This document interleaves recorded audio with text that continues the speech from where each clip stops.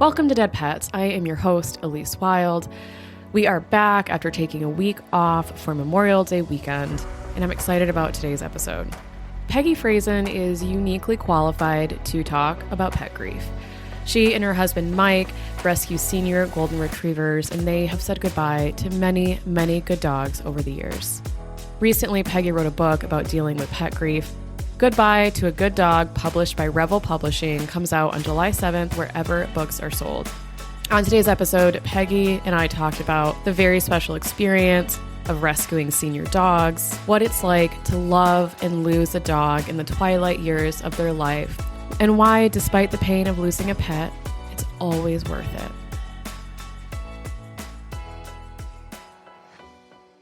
You and your husband rescue senior golden retrievers.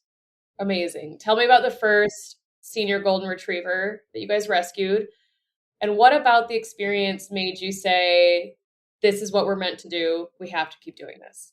Well, we had a few dogs and, we lost them. And when we were looking for another dog, my husband was looking at the rescue list and he saw this listing for this golden retriever. And he was skinny and he was all scraggly and he was all disheveled.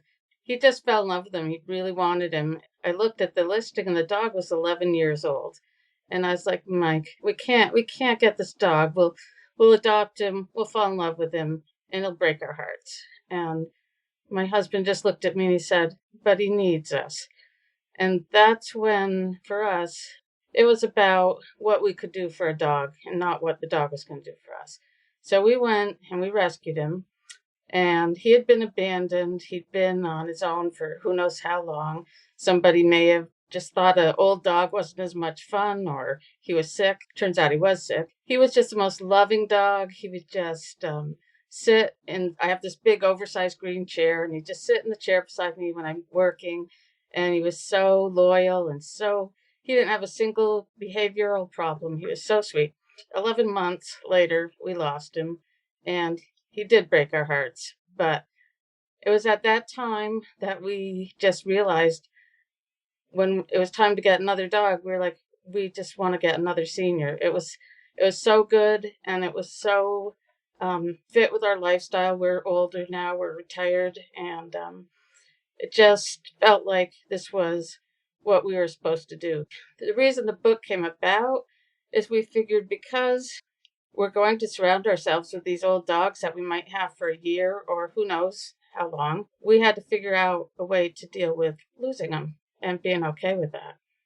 What was that first dog's name? We named him Brooks. We always rename our dogs. Of course, nobody knew his name because he had been abandoned, but we named him Brooks. And so now we have a senior golden retriever retirement home.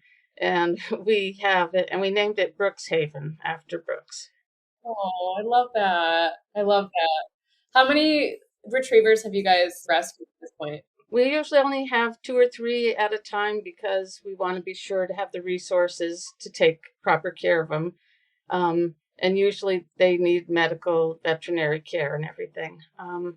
I think we've had about 1, 2, 3, 4, 5, maybe 6 or 7 or so. Right now we have 3 senior Goldens. Pete, he's about 9 years old now, and he is our therapy dog dropout. We always do therapy dog work with them when it seems like a good fit.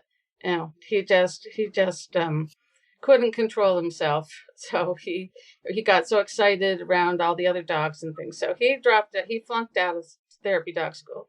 And then we got Sophie is 13. She'll be 14 soon. We've had her since she was 10. She had been a breeding dog in the puppy mills. And for 10 years, she'd been kept in a cage, not good care, not good nutrition, no socialization. And she, when she could no longer produce puppies, they don't need them anymore. So she was rescued by a group and we adopted her. And she was really broken down at first. She would just sit in the yard and close her eyes because she didn't know how to deal with all the open spaces. But she gradually came along. She's sweet, wonderful, and she's the best therapy dog. She passed her therapy dog test, and she's gone from this, breeding dog to a therapy dog, and she's so intuitive. We were working with a little girl at the library, and she was reading to her. They do a little program. And Sophie, we named her Sophie, she kept leaving the little girl and going to the girl's father. And we'd bring her back to read with the girl. And she kept going to the father, and he just kept looking really emotional. And my husband said to him, Sophie always goes to who needs her the most.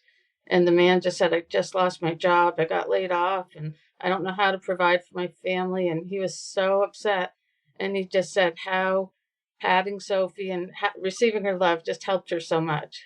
How she developed that, from her past, we don't know. And then our third dog, we named him Augie, and we've only had him for about 8 months. And he was from an abuse situation. A man was keeping 54 golden retrievers in a trailer. And apparently he never let them outside, and they were all covered in feces, and it was horrible.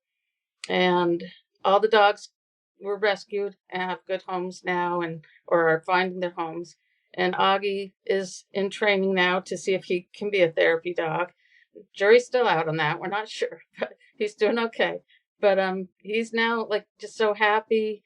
He's a little bit younger. We're not sure how old he is, but we rescue seniors, but he was in need, so we thought he'd be a good fit to the retirement home. A little youthful energy. With Sophie's story of going from a breeding dog that had never been in an open space, I'm sure she had never touched the grass or seen the sky, and you see that a lot with beagles that are rescued from lab situations. I walked dogs at the Humane Society a couple of years ago, and they got a batch of beagles in from a lab in Kalamazoo. And one of the days they just needed us to take the beagles outside and get them used to the grass. And it was so heartbreaking, but also such a special thing to be a part of, to see them kind of relax and open up and get excited.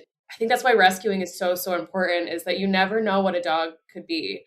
And their past doesn't necessarily define who they are. Sometimes they just need the right fit to completely blossom. And how special that Sophie gets to be who she's meant to be now in the later years of her life. The beagles rescues are so inspiring. And what inspires me is that the dogs have that capacity to forgive, to love, and to trust. It's amazing. We don't deserve it, but they want to show us that kind of compassion and trust. And it's a wonderful thing to look at and to become inspired by how they live their lives. It is, yeah. And as far as all dogs are, but especially dogs that are in rescue situations, they're completely dependent on human kindness, 100%. The beginning of the book opens with the idea that grief hurts so much because that relationship was so good and so special. Tell me how that point of view has affected your experience of losing dogs. The topic is, it's difficult. It's hard to deal with grief. It's hard to feel grief. And when you have a dog and come into your home and share your life and your family and your home with a dog, inevitably there's a saying I love that says, dogs give you some of the best days of your life and one of the worst. You're probably going to face that day. So the book, even though it's a difficult topic, it's not a book about sadness and sorrow. It's a book about love and the connection. And I really try to focus on that. It's hard, and the connection, though, it's worth it. To have experienced what you experienced with the dog, it's worth having to face the loss. Agreed. And, similar to when people hear about my podcast, sometimes people are like, oh my God, that sounds so sad. I'm like, it is, but it isn't. It's about the joy they bring us. It's about, it's a celebration of their lives and all those small moments in their lives that make our lives so meaningful. Having that knowledge, keeping that in mind, really helps me be more present with my pets. And they already help you live in the moment, but being cognizant of, this is just such a wonderful part of life right now, and I will not always get to be here with you this way, really helps me spend time with them in a way that I find meaningful. It's true. People more today are feeling like their dog is part of the family and treating them that way and understanding they don't just need, food and to go outside a couple times a day. They need stimulation. They need their environment enriched. And they mainly just want to be with us. They want to share their time with us and to love us. And I have this big green chair. It's like called a chair and a half. It's like an oversized chair. It's just enough room for me and the dog. No offense to my husband, but me and the dog. I've had so many dogs just share that with me and curl up with me, and when I'm working or just sitting there watching TV or reading. And I could never get rid of that chair. It's just so emotional to me that I have that chair where the dogs hang out with me. It doesn't really fit in the space where we have it now, but it's staying. I love that. I love that. Something else your book addresses that I hear from almost every single person that I've interviewed for the podcast is the guilt that comes with euthanasia. Some people even describe it in a way of, I killed my best friend. And that to me really signals how much pain that person is over that guilt. Of all the responsibilities of being a pet owner, I think euthanasia is the toughest one to face. So tell me about your experience with that guilt and what advice you have for others that are really struggling with that. Euthanasia is just the most difficult, heartbreaking decision to have to make. And I had to go through it myself. I felt the guilt. I know when the vet is administering the shot and you feel like the dog is looking at you. And I've just had this feeling like he trusted me and look what I'm doing. Once I understood more about being aware of the best you can do with the right time, none of us can really know when exactly 100% the right time is.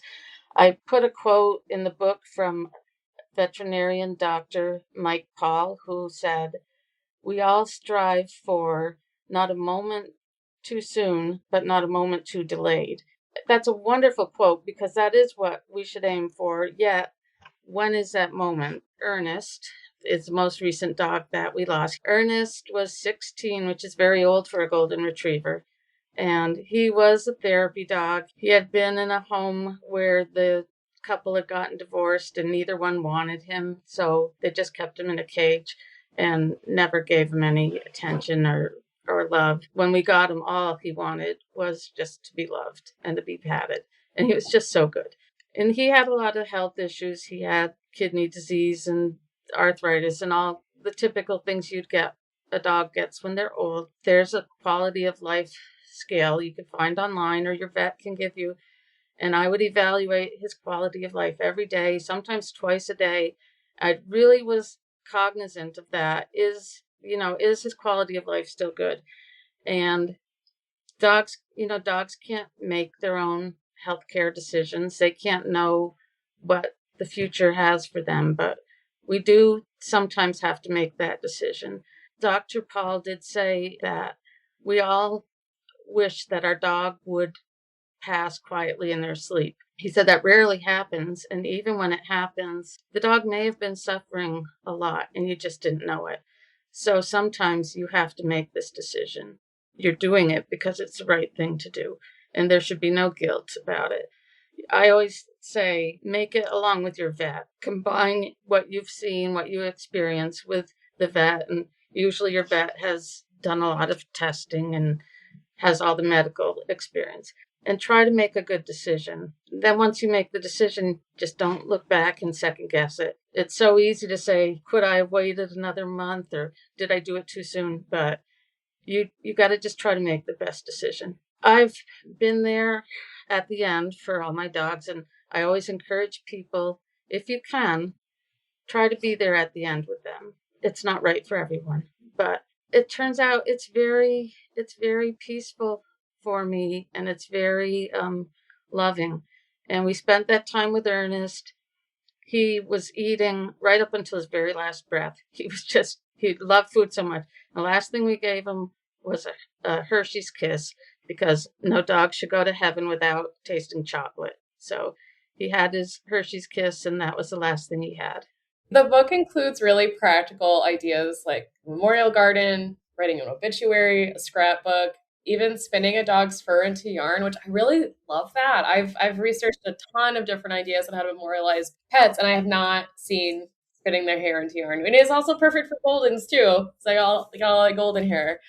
But tell me, why was it important to you to make this book hands-on and actionable as opposed to just emotionally supportive for people? I wanted it to be both. I hope the book reaches people, helps them to know that their feelings are valid. I described an experience in the book when I'd lost Brooks and I went to church and my eyes were all red and I was really upset and I was crying, and my pastors knew that we had lost a dog. And when I went to speak to them to sort of get some help and encouragement, I saw this look between them, like they were sort of belittling my emotions. It just sort of felt like they thought I was being silly to feel so much. So I experienced that, and I wanted to help people understand, it's not silly, it's not wrong to feel grief for your pet. We're a part of your family. For some people, better than some relationships with humans, and they were there for you. I also wanted to share it takes as long as it takes. There's no right or wrong way you're going to feel it. What help is the book if I didn't offer some practical steps as well? I interviewed a whole bunch of people and I put each person's story at the end of each chapter about how they helped their children with grief, how they helped their pets at home with grief, how they experienced people who didn't understand their grief. And so not only my experiences, but a lot of other people's experiences I included so that people can find what speaks to them and what works for them. Tell me how you've memorialized your Goldens that you've lost. Where do they live on around you now? Well, the first Golden, Brooks, we put a couple of pictures, a tuft of his hair from his tail, his tags, and a paw print in a big, like a collage frame. That's still hanging upstairs in the hall. It's just a little reminder of all the things that were part of Brooks, that we still have them around. My mom gave us this beautiful slate when we lost our first Golden. I grew up in Vermont, and it's this Vermont slate, and it has engraved a silhouette of a golden retriever and the dog's name and date of birth, because most of them I don't know their date of birth, but the date they passed away. So now we have one for each of our dogs. We've recently moved, so we're still trying to decide exactly the right place to put them again. We're going to decide this summer. We had them in the garden, like stepping stone type of things, or we might have them, we had them attached to the wall on the side of the garage. So we're trying to find just exactly the right place for them. It feels like it should be in a garden to me, so I'm not sure. I think so too. I know I don't get a vote, but I like the idea of those being in a garden. Yeah, we have a big, beautiful willow tree in the backyard, and that's like a special place. I think it's going to be near there. I think. I'm not sure yet, so we'll see. But we have that.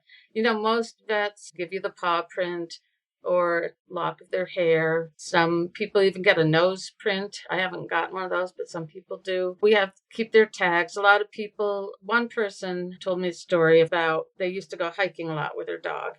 And after the dog passed, she keeps the tags with her when she hikes.